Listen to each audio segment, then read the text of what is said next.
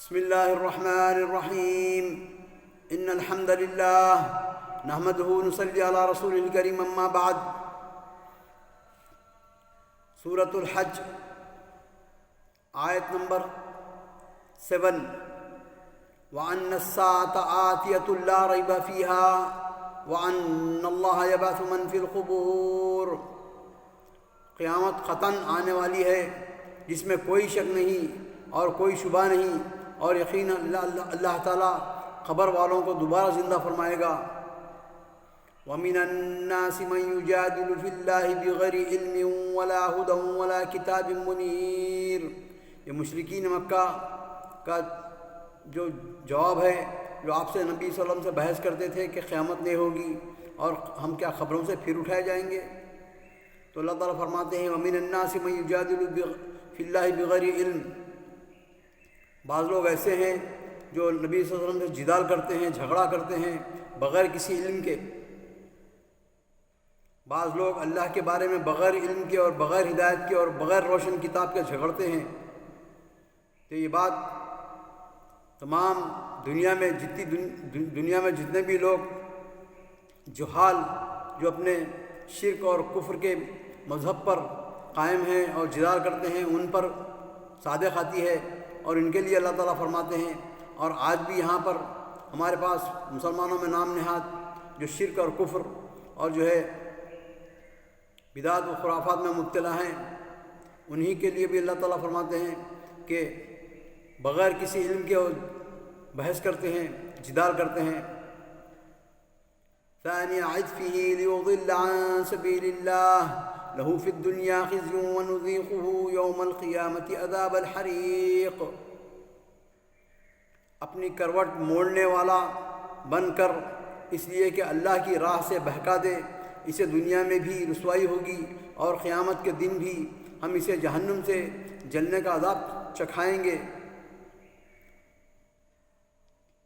ذلك بما قدمت يداك وَأَنَّ اللَّهَ لَيْسَ بِظَلَّامٍ لِّلْعَبِيدِ، اور یہ وہ عمل ہے اللہ تعالیٰ فرماتے ہیں قیامت کے دن اس کو کہیں گے کہ یہ وہ عمل ہے تو نے بھیجا ہے اپنے سے پہلے، یعنی انسان اچھے برے عمل جو کرتا ہے تو فرشتے لکھتے ہیں، تو وہ ریکارڈ ہے ہمارے اللہ تعالیٰ کے پاس۔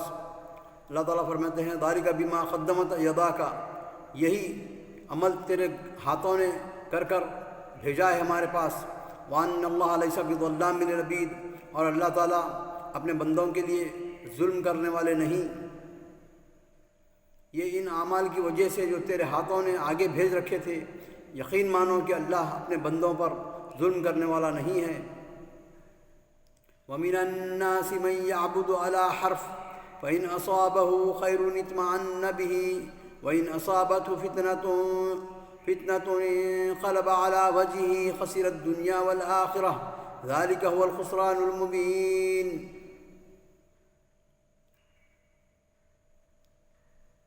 بعض لوگ ایسے بھی ہیں کہ ایک کنار پر کھڑے ہو کر اللہ کی عبادت کرتے ہیں، اگر کوئی نفع مل گیا تو دلچسپی لیتے رکھتے ہیں، اور اگر کوئی آفت آ گئی تو اس وقت منہ پھیر لیتے ہیں۔ علی حرف کے معنی کنارہ، ان کناروں پر کھڑے ہونا، ان کناروں پر کھڑے ہونے والا غیر مستقر ہوتا ہے، یعنی اس کا کوئی مستقر نہیں، ذو معنی جس کو بولتے ہیں، فائدہ ہوا تو یہ میرا فائدہ، اگر نقصان ہوا تو مذہب اسلام یعنی میرے ایمان کی وجہ سے ہوا، یعنی اسے قرار و ثبات نہیں ہوتا۔ اسی طرح جو شخص دین کے بارے میں شک و ریب اور تذبذب کا شکار رہتا ہے، اس کا حال بھی یہی ہے کہ اسے دین پر استقامت نصیب نہیں ہوتی، کیونکہ اس کی نیت صرف دنیاوی مفادات پر رہتی ہے۔ ملتے رہیں تو ٹھیک ہے، بصورت دیگر وہ پھر دین آبائی یعنی کفر و شرک کی طرف لوٹ جاتا ہے۔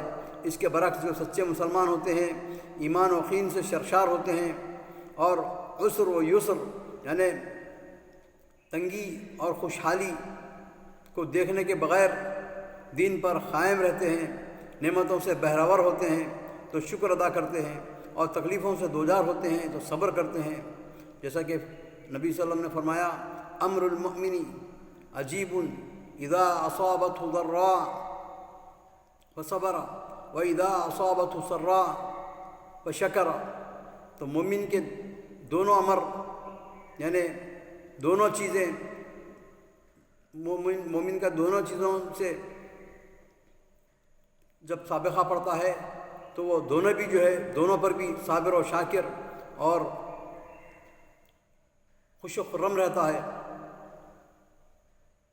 عسر اور یسر میں ان کی شان نزول میں ایک مذبذب شخص کا واقعہ بھی اس طرح کا بیان کیا گیا ہے کہ ایک شخص مدینے آتا، اگر اس کے گھر بچے ہوتے، اسی طرح جانوروں میں برکت ہوتی تو یقیناً یہ کہتا کہ یہ دین بڑا اچھا ہے، اگر ایسا نہ ہوتا تو کہتا یہ دین برا ہے۔ بعض روایت میں یہ وصف نو مسلم اعرابیوں کے بیان کیے گئے ہیں۔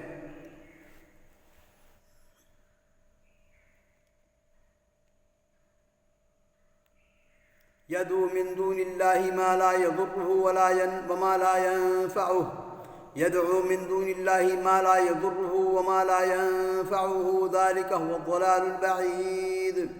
اللہ کے سوا انہیں پکارا کرتے ہیں جو نہ انہیں نقصان پہنچا سکے نہ نفع، یہی تو دور دراز کی گمراہی ہے، یعنی کھلی گمراہی ہے۔ شرک جو ہے نا سب سے بڑی گمراہی ہے۔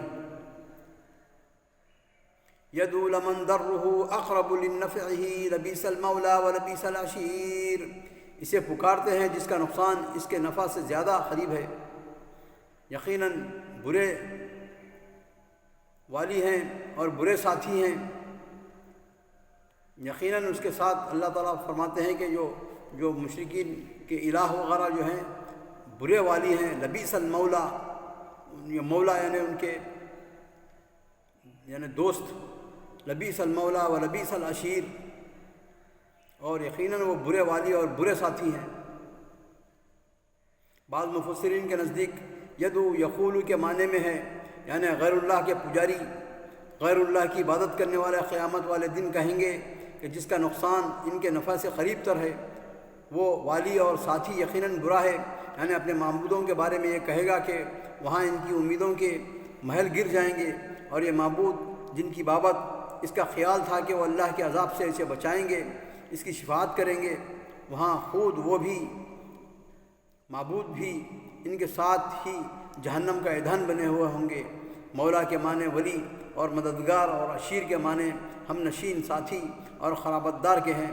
مددگار اور ساتھی تو وہ ہوتا ہے جو مصیبت کے وقت کام آئے، لیکن یہ معبود خود گرفتار عذاب ہوں گے، یہ کس کے کام کیا آئیں گے؟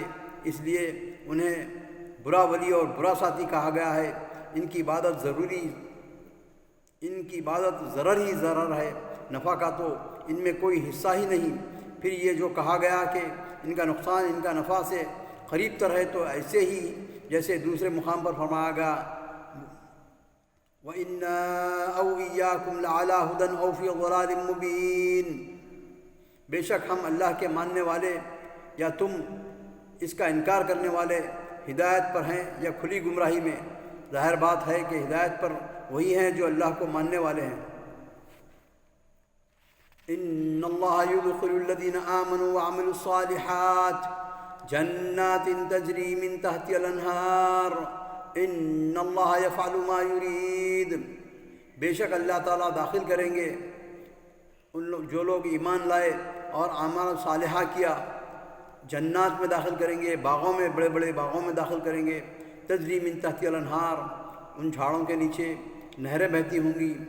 ان اللہ یفعل ما یرید، اللہ تعالیٰ جیسا چاہا کر سکتا ہے۔ تو یہاں پر سنیے ناظرین غور سے کہ ان اللہ یدخل الذین آمنوا وعملوا الصالحات، اللہ تعالیٰ انہیں جنت میں داخل کرے گا جو لوگ ایمان لائے اور عمل صالح کیے۔ اللہ تعالیٰ جو ہے نا ہمیشہ جب کبھی بھی ایمان کا ذکر کیا ہے، اکثر اوقات قرآن کے اندر عملوا وعملوا الصالحات، ایمان کے بعد عمل صالحہ ضروری ہے۔ اگر ایمان لانے کے بعد آدمی کسی سے وفاداری اور کسی سے جب وعدہ کرتا ہے وفاداری کا تو کر کے بھی بتانا ہو۔ اگر وفاداری کا وعدہ کر رہے ہیں آپ اور مشکل اور پریشانی کے عسر اور یسر میں جو ہے نا اس کو صداقت میں بتا رہی ہیں وفاداری میں، تو سمجھے گا کہ ساتھی کہ یہ تو وفادار نہیں ہے، تو خالی کہنے کا، زبان سے کہنے کا ہے، دل میں جھوٹا ہے۔ تو جب اللہ تعالیٰ سے ہم جب ایمان قبول کرتے ہیں اللہ تعالیٰ کہ لا الہ الا اللہ واشہد ان محمد عبدہ ورسولہ، نہیں ہے کوئی معبود سوائے اللہ کے، اور ہم گواہی دیتے ہیں کہ اللہ کے نبی صلی اللہ علیہ وسلم اس کے آخری بندے اور اس کے آخری رسول ہیں۔ گواہی دینے کے بعد اگر ہم جو اللہ تعالیٰ کے جو ہمارے پر احکامات ہے الاوامر والنواہی، اگر ہم اس کو بجائے نہ لائیں گے اور نمازیں نہیں پڑھیں گے، اعمال صالحات نہیں کریں گے، تو ہمارا ایمان بیکار جائے گا، کیونکہ زبان سے اقرار ہے، دل سے کام کرنے کا جذبہ ہی نہیں ہے، اپنے آپ کو چھوڑ دیے بے لگام۔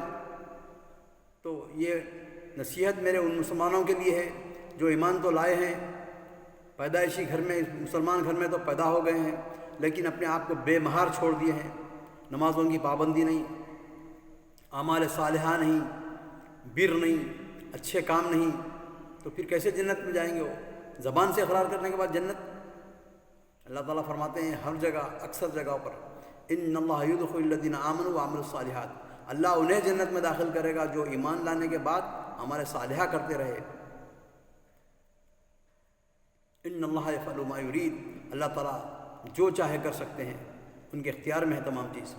من کان یظن ان لن ینصرہ اللہ فی الدنیا والآخرہ فلیمدد بسبب الی السماء ثم لیقطع فلینظر هل یذهبن کیدہ ما یغیظ۔ اللہ تعالیٰ مثال دیتے ہیں بعض مشرکین کی، بعض کفار کی، بعض یہود و نصارہ کی، بعض منافقین کی، جس کا یہ خیال ہو کہ اللہ اپنے رسول کی مدد دونوں جہاں میں نہ کرے، وہ اونچائی پر ایک رسہ باندھ کر کاٹ لے، اپنے حلق میں پھندا ڈال کر سولی لے لے، پھر دیکھ لے کہ اس کی چالاکیوں سے وہ بات ہٹ جاتی ہے جو اسے تڑپا رہی ہے۔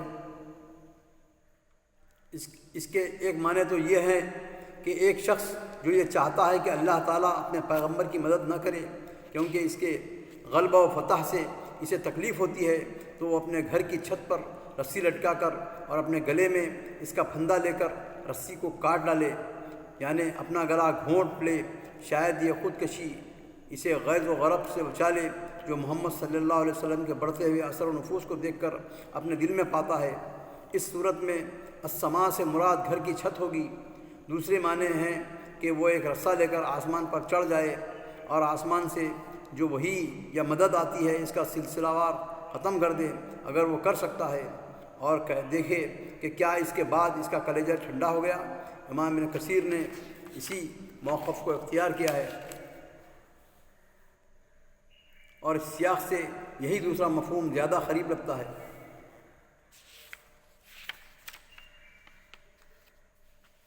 وَكَذَلِكَ أَنزَلْنَاهُ آيَاتٍ بَيِّنَاتٍ وَأَنَّ اللَّهَ يَهْدِي مَن يُرِيدُ۔ ہم نے اسی طرح اس قرآن کو واضح آیتوں سے اتارا ہے، جسے اللہ چاہے، جسے اللہ تعالیٰ ہدایت نصیب کرے۔ ان الذين آمنوا والذين هادوا والصابئين والنصارى والمجوس والذين أشركوا ان الله يفصل بينهم يوم القيامة ان الله على كل شيء شهيد۔ ایماندار اور یہودی، صابی اور نصرانی اور مجوسی اور مشرکین، ان سب کے درمیان قیامت کے دن خود اللہ تعالیٰ فیصلہ کر دے گا، اور اللہ ہر چیز پر گواہ ہے۔ المجوس سے مراد آتش پرست ہیں جو آگ کی پوجا کرتے ہیں، جو دو خداؤں کے قائل ہیں، ایک ظلمت کا خالق ہے جسے وہ اہرمن کہتے ہیں، دوسرا نور کا جسے وہ یزداں کہتے ہیں۔ ان میں مذکورہ گمراہ فرقوں کے علاوہ جتنے بھی اللہ کے ساتھ شرک کا ارتکاب کرنے والے ہیں سب آ گئے ہیں، اور ان میں حق پر کون ہے، باطل پر کون، یہ تو ان دلائل سے واضح ہو جاتا ہے جو اللہ نے اپنے قرآن میں نازل فرمائے ہیں، اور اپنے آخری نبی کو بھی اسی مقصد کے لیے بھیجا تھا، لِیُظْہِرَهُ عَلَى الدِّینِ کُلِّهِ، تمام ادیان پر اس دین کو، دین اسلام کو غالب کر دے۔ یہاں فیصلے سے مراد وہ جزا ہے جو اللہ تعالیٰ باطل پرستوں کو قیامت والے دن دے گا۔ اس جزا سے بھی واضح ہو جائے گا کہ دنیا میں حق پر کون تھا اور باطل پر کون۔ اللہ تعالیٰ سے دعا ہے کہ ہم کو قرآن پڑھنے کی، سمجھنے کی، عمل کرنے کی اور صحیح دعوت و تبلیغ کرنے کی توفیق عطا فرما۔ وآخر دعوانا الحمد للہ رب العالمین۔